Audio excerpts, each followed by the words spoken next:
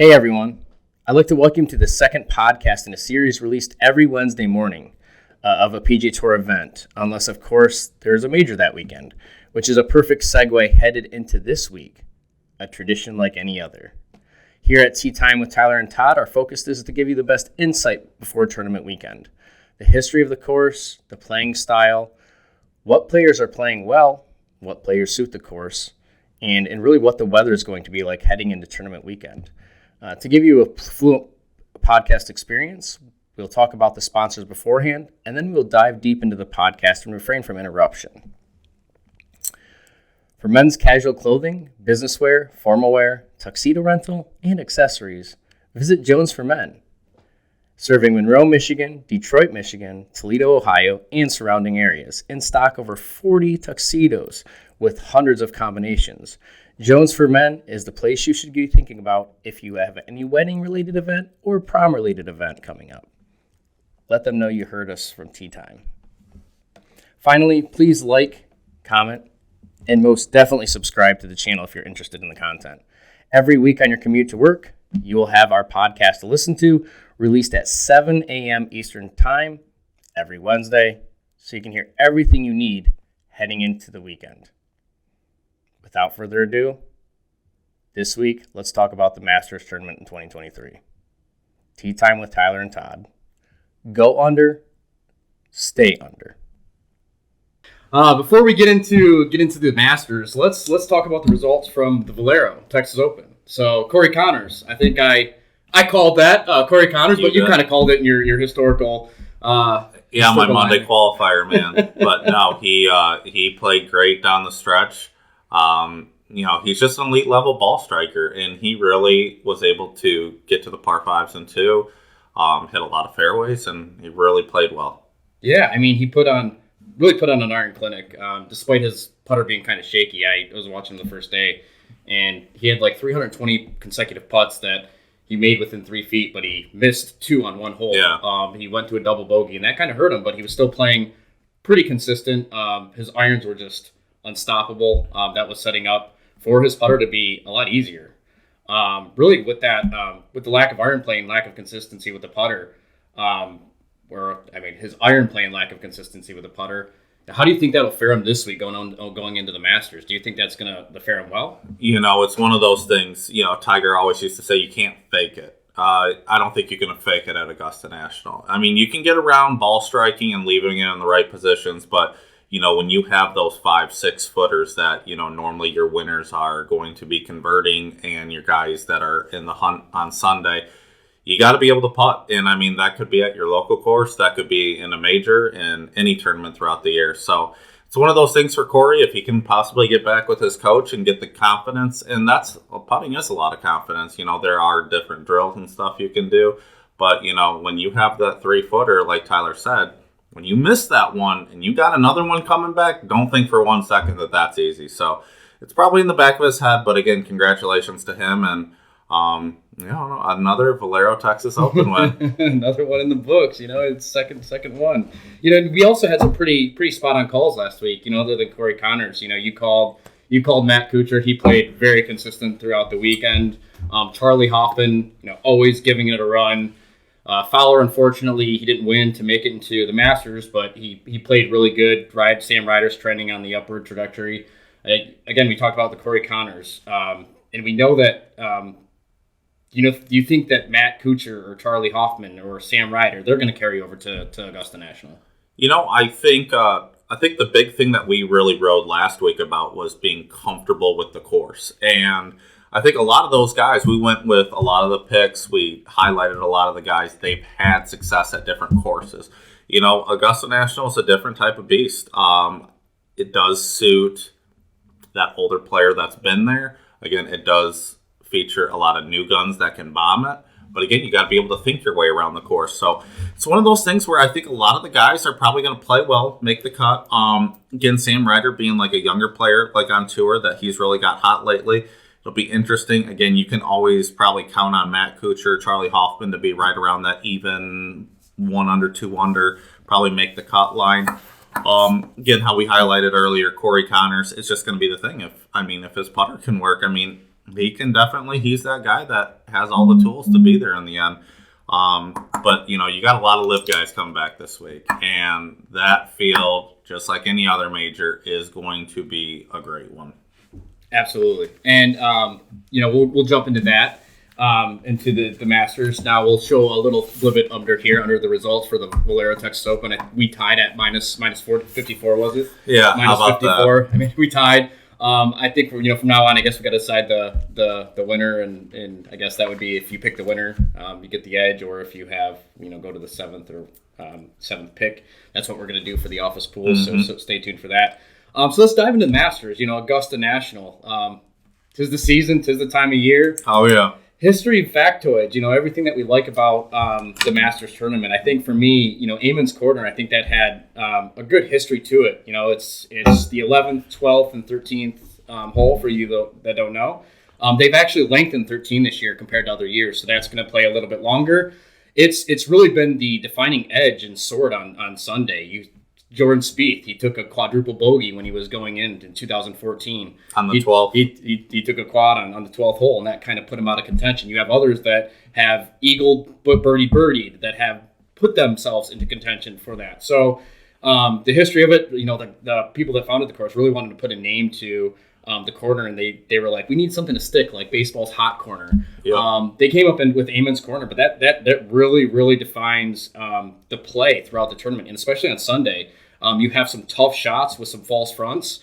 If you put it in the water, that like Jordan Spieth did, that's going to set you back. And that's probably the only place on the course, just off the top of my head, that you really do have like a water or anything that way. So 11, your second shot coming in off the left side. So again, very important to hit the fairway there. Got about a 500-yard par 4. So again, not an easy hole. Then your next par 3 is going to probably play, depending where the pin is, anywhere probably from 145 to 160. And again, you always get the different wind gusts up there.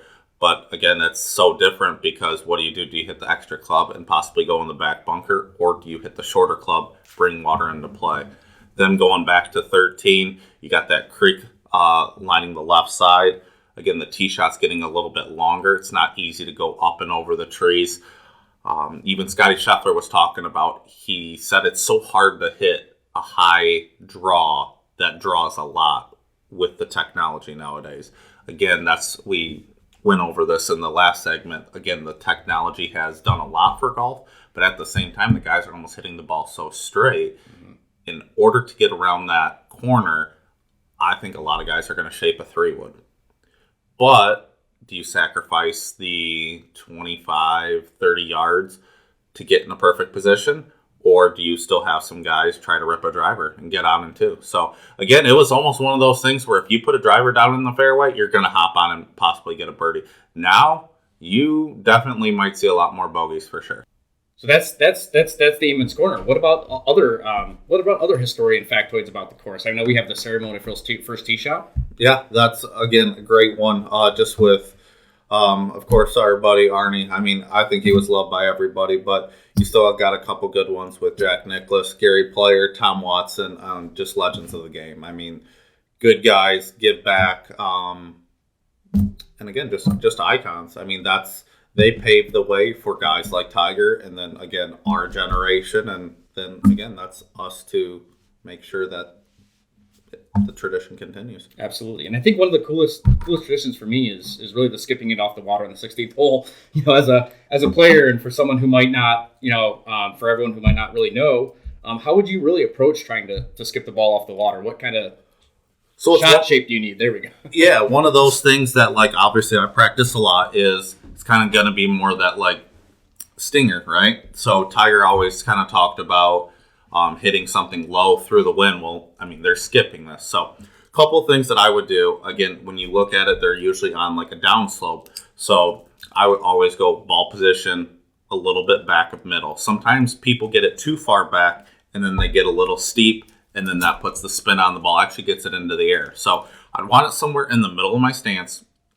I'd probably think to take 4, 5, 6 iron, again, something higher iron, just so it's going to go a little bit lower. Kind of like shoot out a little bit more that way. I'm thinking almost when you're hitting that punch shot or you're hitting that flighted shot, I don't really want to go anywhere I want to kind of think of it being right around the hip height. And then what I'm trying to do is I'm not trying to release it. I'm just trying to almost hit more of a draw or close the club head down. So whenever I hit more of a flighted shot or a lower shot, I'm always going to probably put more of like a draw hook spin on it. So then it'll have more of that like flight through. It'll curve to the left a little bit and have, again, sometimes like fades. And when you open up the club, it kind of gets it into the air, sometimes shutting the face down, and that it'll get you a little bit lower of a ball flight trajectory and, again, have it skip. So, yeah, I practice that a little bit sometimes here and there. But, no, so I think Rambo hit a hole-in-one. Just yes. It's unbelievable. Yeah. I mean, these guys, it's one thing to do it, and then it's just like, they just do it to a whole nother level. Here I am trying to, shape my shots out there, and I'm trying to get the feeling of just getting with the follow through or lack thereof. Trying to get it. Tiger Woods said it the best. He would always try to stop at his armpit when he was trying to do that draw and try to skip it. I'm just like trying to out there draw, and these people are skipping it off the water and putting it in the hole, and I'm just like, there's that's why they're an elite level player. That's they practice all sorts of things, and they can hit. They can take a right-handed club, and they can shoot left-handed. I mean, they do all sorts of things. It's a great shot to have too when you're in the woods or something like that. So it really is kind of a useful thing, but those guys do it to a whole nother level. Par 3 contest, man. That's another cool thing that Augusta has. Yeah. I think that the whole thing about Tony Finau, I think that sticks out pretty. I mean, hole-in-one, jumps up for joy and shatters his ankle. Then you gotta go play 4 days. That wasn't even anything. But I will have to say, he actually turned it on. He made the cut and actually made a pretty good run at it. I think he had a good run. I don't remember how he finished out that year. He I think made a run on it. On Sunday he shot something in the mid-60s, I think. So. Wow. Probably a lot of cortisone. Dislocates his ankle and puts it back in by himself, and that adrenaline there, he's so stoked about the hole-in-one. But he was probably feeling it for that night and in the 4 days of playing 72 holes after. For sure. We have to talk about the biggest tradition of them all, the Masters That's dinner. why you play. The Champions Dinner. What would be your menu for the Champions Dinner? Oh, a Champions Dinner. I think. I'm a big sushi fan, so I'm definitely maybe having that as like an appetizer. So like a dynamite roll, something like that. Big fan of chicken parmesan. I'd probably get a little nasty with it and go with like a chef salad too for like a pre-meal. Those are pretty much my favorite foods. I like ravioli with my chicken parmesan, and then maybe to top it off for, I'd say like a dessert, maybe like a creme brulee. So a lot of calories, a lot of good stuff, a lot of variety. So. I think I'll do a mix. I love Tadeki's menu, his entree course. I mean, it sounded amazing. It was that glazed salmon, and then also I would probably do like an American appetizer. I'd probably let everyone travel the world a little bit and get a little piece of each. All at Augusta, Georgia. Yes. And then the other thing, and again, the reason why the guys play for. Reason they play at Augusta, and the one reason it's so coveted is the green jacket. Oh, yeah. I mean, I think that is something so special. You see the past champion put it on the now current champion, and it is just something so special. And it was crazy that Sam Snead was the first man to put on a green jacket on the tradition. Wow.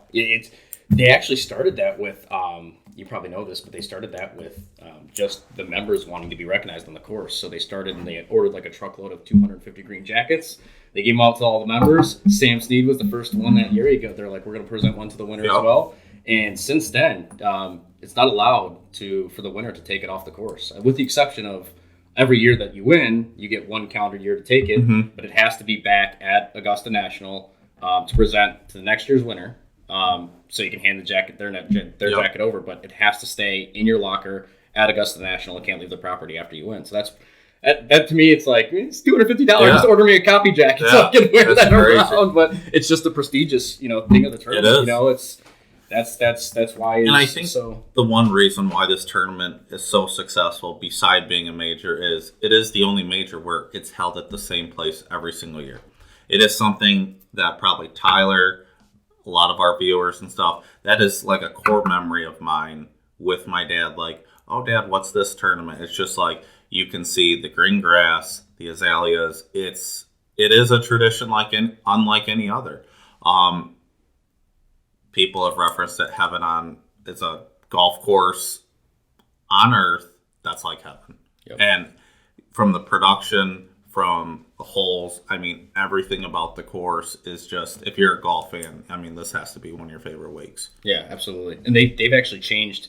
I've never been there. I wouldn't know. I enter the lottery every year, and I never win. Get the notice of, unfortunately, you haven't been selected this year, even for practice round. But the crazy thing is that even they've matched for TV. They've matched exactly if you buy anything for food wise. Everything's the same exact color of the ground of the grass. So if someone drops paper, it's just not seen on TV, which is... Speaking of that, you make a great point. The prices of the food is astronomically low. Yeah. You would think that you're going to pay $15, $20 for a sandwich. Try like 2 or 3. I was at the BMW Championship last year, and for like a tall Michelob Light, it was like $18, $20. And there for a beer, it's $1.50. Yeah, exactly. I'll take that. I'll take 10. I know. I would too. Oh man. So let's talk about really the playing style of Augusta National here. So really, it offers big, tall, tree-lined fairways with elevated greens, false fronts. It's the classical playing style for any player who really wants to hit high, towering tee shots, and really approaches with mid-irons that fly the golf ball pretty much all the way to the hole. Mm-hmm. Really, what in layman's terms is that here? I would say, so it's going to be firm. Obviously, of course, as long as it doesn't rain. Everything is very tight. When I say like tight on the golf course, your lies are going to be almost like playing off of like a carpet or something like that. There's not going to be much give in the surface. So like when people talk about, like, you'll hear different lessons, or if I ever reference this, if you guys send in a video, anything like a tight surface, you're going to want to use the bounce of that wedge. You use that leading edge.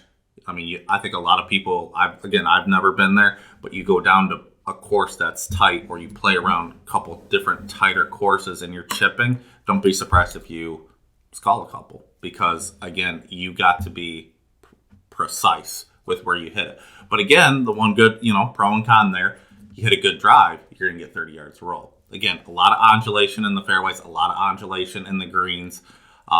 Again, how big that place is, again, just what I've heard from different people that have gone there to see it on TV. Super wide fairways. And really, that's almost about 50 yards wide, which for those guys, I mean, it's pretty much like a grip it and rip it course as long as you stay within a certain region. Again, Tyler said, a lot of tree lines, not so much of a water coming into play just on that amen corner. That's, again, one of the dangerous parts of the course. But got to have the short game to go with the long game. Again, you got to be a complete player to put that green jacket on. I think Scotty Scheffler showed that really last year. I mean, I think one of the things that I took away from that was I don't think I've ever seen someone place wedges and chips so close to the hole and stop it so quickly. The proximity. He had this different style of really chipping. He would really make a draw out of it, kind of open the face up, but kind of close his stance, put it a little back in his stance, and he would stop like right here. And he goes, that'll stop the ball in 2 or 3 bounces. And he stuck it 3 feet from the hole, and that ball would just stop on a dime and just bounce. And that's, to your point, I mean, you just have that edge.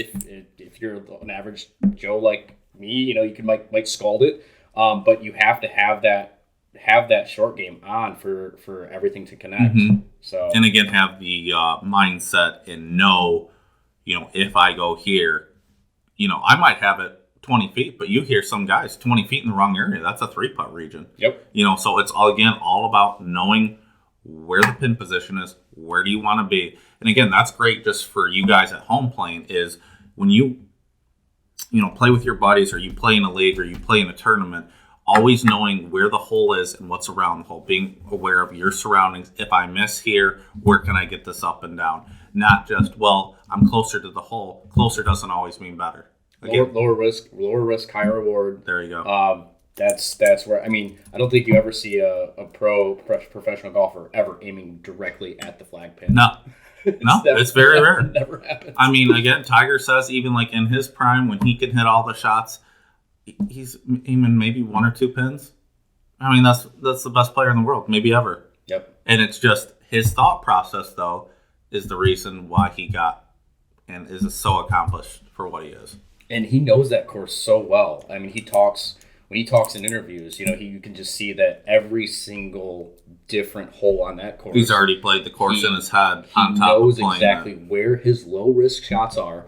It was funny last year when they, nowadays they have everyone mic'd up, and they had him mic'd up, and you can tell he hit such a bad shot. So he was going for a low risk shot.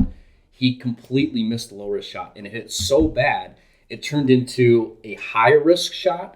But it was where he needed to play for a high risk shot, and he was like, F. He screamed F. He goes, that was so bad it was good. because he was going for a low risk shot, and he didn't hit the low risk shot. He hit it so bad that he hit into the high risk shot where he needed to hit for the high risk, but it paid out. Yeah. Sometimes better to be lucky than good. That's exactly the advantage. So about the course, that's a lot about the course. Let's talk about players who really suit the course. It's a hot button, issue really with 2023. And no matter what side of the coin you land on, there's no denying that, the official world golf ranking matters at the Masters. Each of the last 10 Master champions, they've resided inside the top 25 for OWGR the week leading into the tournament. So they've ranged from number ones like Scotty Scheffler, in 2022, and DJ in 2020 to world ranking number 25, Hideki Matsuyama in 2021. Do you think OWGR, official world golf ranking, matters this year, with especially LIV players not fully recognized in OGR? I know it's a controversial subject, but do you think that really plays a key factor here? Honestly, no. I would rather, take my chances on guys that have been there. Again, if there was kind of like a prediction, you hear, of course, it's always going to be about Tiger. Tiger's had his 5th green jacket. Jack's had 6. So again, it'd be awesome just to see Tiger win another major. But I think guys that have been established, that have played well there, will continue to play well there. I think Tiger's going to have some success. Again, even Mickelson kind of, being up and down. I wouldn't be surprised if Phil made the cut. Again, you have your top tier players that I think their games are going to translate. Again, your Scotty Schefflers of the world. Brooks just coming off the LIV Golf Tour win. I think, again, he's got a great shot to win. It'll be really interesting to see, though. Again, course conditions do play a role because, when you get the wet surfaces, it's kind of like, all right, it's all fair game now. So it'll be interesting to see. So just kind of recapping that, I do think your top tier players are going to be there in the end. But with the way that the world golf rankings have shifted with LIV and everything like that, I take that with a grain of salt. Yeah, and there's an argument to be made too and maybe I might, if you want to play devil's advocate, not if I'm speaking, for the PGA Tour golfers here, LIV golfers are making really a decent salaried paycheck, and there's inevitably a little less incentive to perfect their craft and go out and practice at an elite level. Especially golfers who already peaked in years in the past. I mean, not to really call out anybody, but Phil, DJ, Bubba might be a few names to kind of throw out there. Do you expect the top 10 field to be heavily weighted towards PGA Tour players versus LIV golf players, or do you think that's really inconsequential with more residing into the fact that whoever's played this course more, they know the course, they're still going to finish where they need to be, despite not still practicing or might not practicing it. Yeah, no, I think a couple ways to go about this. I think it's going to be a mixed field. I don't think that it's going to be a heavy LIV golf leaderboard, and at the same time, I don't think that it's all going to be PGA guys. I think there's going to be a good mix.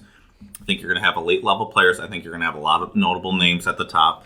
One thing I would say, though, is guys that have been there have had success.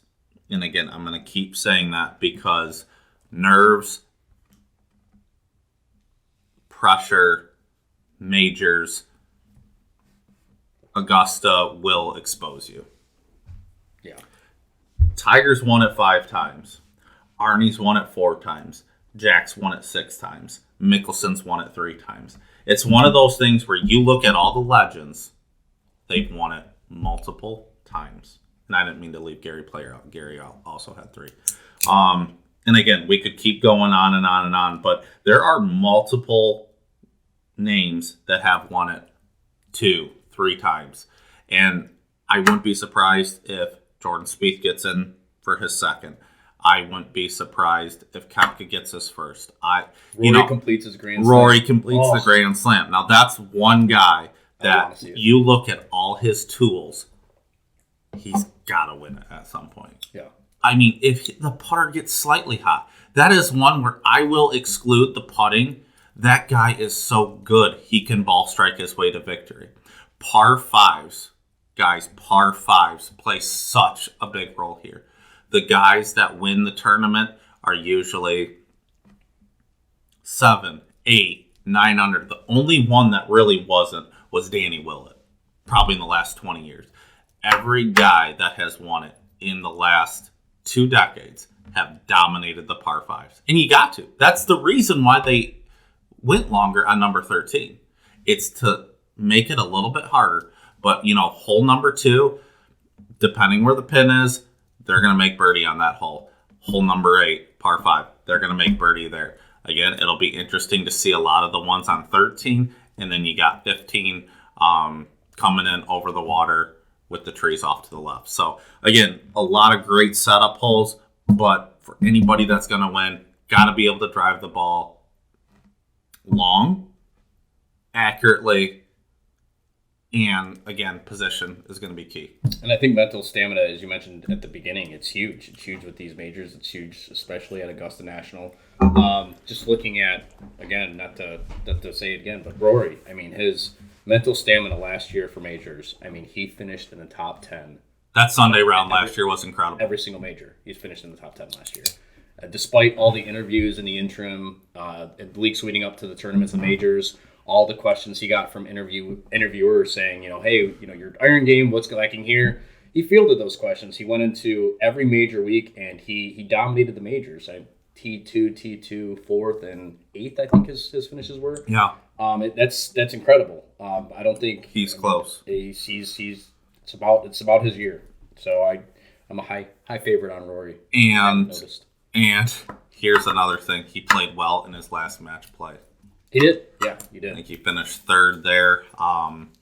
Again, last year, he put that incredible Sunday round together. It would kind of be that storybook after holing out on 18 on Sunday to get himself a second-place finish. He's a big advocate of the PGA. It's going to be a rivalry out there. I mean, again, I think a lot of the media, not obviously us, but a lot of the media do make it a rivalry and all the LIV players are bad. I don't think that's the case. All they're doing is just trying to take care of their family, to get a paycheck, to play golf, and really, they're just taking advantage of a situation. Again, that's for a whole nother topic for a different day, but I don't fault any of those guys.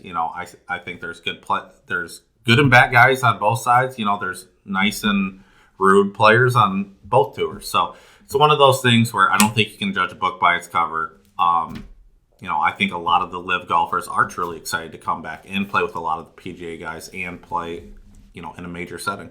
Especially have that competition too. Oh yeah, I think they love being around each other. Yeah. So let's jump into the course conditions for the tournament. We talked really about the players who really suit the course playing style. Expected course conditions are not good this weekend. We have, really for Thursday, we have high of 85, low of 66, PM thunderstorms, 55% chance of rain, 7-mile-an-hour winds. The worst of the days is going to be Friday and Saturday. Mostly Friday, 88% chance of rain. Sounds like it might potentially be a Monday finish here because we have another 80% chance of rain following on Saturday. Both Friday and Saturday are going to be 12-mile-an-hour winds. And again, Sunday you have high of 70 with 60% chance of precipitation with 11-mile-an-hour winds. So how about the drop of 30 degrees? Yeah. Better pack some. It's going to be hot on Thursday, especially with after the precipitation. It's going to be very sweater weather. And then it's going to drop 30 degrees. Yeah. What what players do you think can battle through those? Well, those here's moments? a couple things I'm thinking too. Your first round leader might not be your leader on Saturday.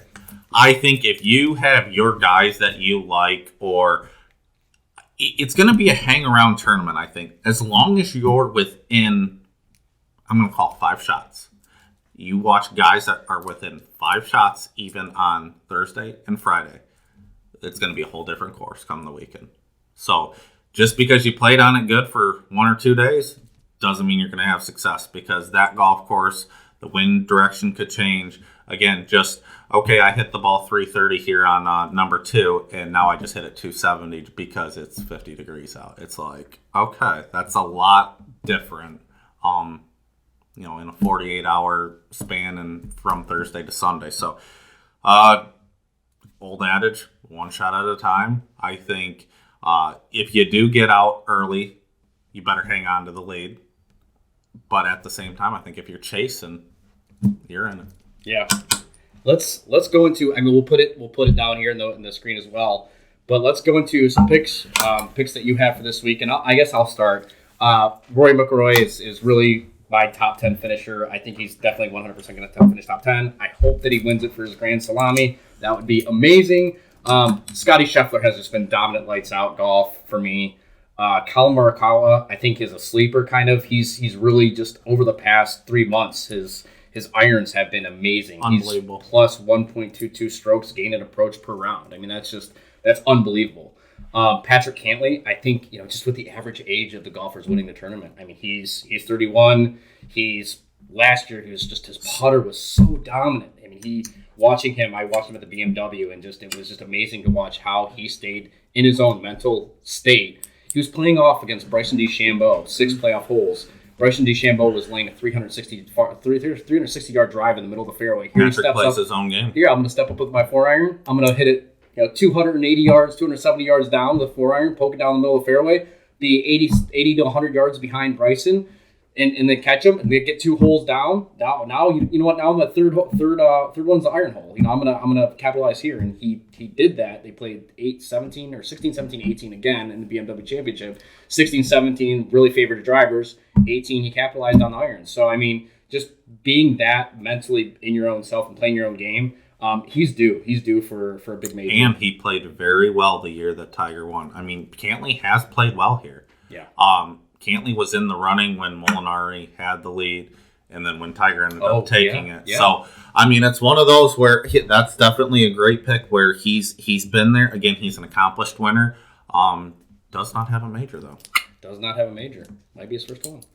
Who are some people that you really favored for this? Okay, so here's my thing. So, as I've given a lot of credit to a lot of live guys, I think Koepka winning last week shows he's healthy. He could be back. Mm-hmm. And again, he's been very close. He's had, I think, 4 total majors. He's got 2 U.S. Opens and 2 PGAs. He's had a couple, I think 1 or 2 runner-up finishes at Augusta. But he has always played pretty well at Augusta. I think Brooks Koepka is going to play great. I think Cameron Smith is going to play great. If I had to give 2 to 3 guys from the PGA, I think Rory definitely got to go with Rory. I referenced this even at the beginning of our podcast last week, Jordan Spieth, Easter weekend, and he has been playing well. Regardless of the stats and the little cliches, I think Jordan has that comfort at Augusta. And, Scotty Scheffler. I mean, I know it's tough to repeat anything, but it's just like the guy doesn't have a weak point. Mm-hmm. I mean, you'd be stupid not. I think the biggest shock would be him not making the cut. Yeah. No, I think those 5 guys for me right there are. I don't see how they're not top 20. I think we both picked Terrell Hatton last week. Yeah, he didn't make the cut, and now was shocking. To this situation, I'm like, I don't think there's no possible way that he will not make the cut. There's no possible way he'll pull it. Shuffler. Yeah. There's no possible way he'll pull Terrell. I mean, I don't see him not making the cut for sure. And if I had to say something on Tiger, give him a top 25. I do think he's going to play well. I mean, it is how we talked about the undulating. It's not He's your chasing a 6. He's chasing. It's not That's your the last beat of greatness that he has. It's not Yes, your it normal is. golf course to last 4 days on. It is very tough on the body, and especially at his age. But again, his mind can get him around the course, right? If he can make a couple putts, again, course conditions are going to play with it. Playing a little longer might not work in his favor, but again, we'll see if he's converting a lot of putts or if his iron game, wedge game's on. You know, you don't always have to hit the ball far to score. So, with that being said, I think 14 under is my number. 14 under? I think 14 under is kind of the magic number that gets the job done. I'm a 12 under guy. I think 14 is a great pick. Yeah. I'm 12 under. It's funny because I pulled this before we jumped on here, and it's just over the course since 1934 through 18 holes, 69. 69.8 was the average score. The second round, 69.7. The next round, 70. And the fourth day, 69.7. So you're looking at an average around 69. Yep. 3 under, 3, 6, 9, 12. 12 under was the projected over under last year. And I think it's going to be really close to that. And what did we say? The weather, the weather will kind of help probably maybe make that more toward the higher end. But And you think the 4 par 5s. Okay, so you get to play 16 of those. Again, what you do on those, can you make 12 birdies on those and go the rest even? I mean, again, that could be kind of the hidden recipe. But again, you know, when you got that lead on Sunday, just like how Jordan had it a couple years ago, and it's just like it just takes one hole. Same thing that Molinari did against Tiger. You know, it's so different. You can have a game plan, but when that pressure hits you, it's a different feeling. It's a different, you know, some people embrace it. Some people kind of get scared of it, or you just haven't felt it. So you're like, what do I do in this situation? Who were your other guys? So give me 10 guys for our little game that we play every week. So yeah, I have Rory McIlroy, Yep. Scotty Scheffler, Colin Morikawa. I have Patrick Cantlay, John Rahm, Jordan Spieth, Justin Thomas, Victor Hovland. I have Sam Ryder, and then I also have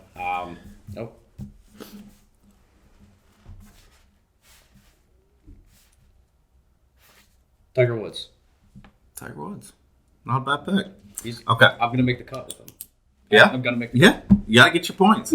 Okay, so I'm going with Rory, Cam Smith, Brooks Koepka, Jordan Spieth. Those were my 4 staples, and Scotty. So those are probably like my top 5 if I had to pick. No order though.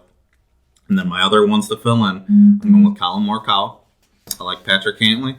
And then my 3 kind of guys that I think could do something special: Max Homa, Jason Day, Joaquin Neiman.